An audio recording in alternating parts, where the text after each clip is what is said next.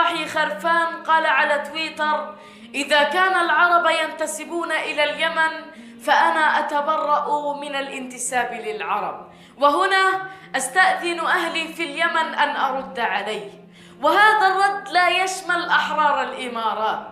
يا خرفان، عندما كانت الرياح تقتلع خيامكم كانت أنوار قصر غمدان ترى من وراء الجبال، وعندما كنتم تدفنون بناتكم عارا كانت بلقيس تجلس على عرشها، وعندما كنتم تموتون من العطش وتدفنكم كثبان الصحراء كانت سدود مأرب وصهاريج عدن ممتلئة لأعوام قادمة، وعندما كانت مهنتكم قطع القوافل كان مهندسو حضارة اليمن يبنون أسوار مدائن تمنع وقتبان وأوسان وعجائب إرم ذات العماد التي لم يخلق مثلها في البلاد.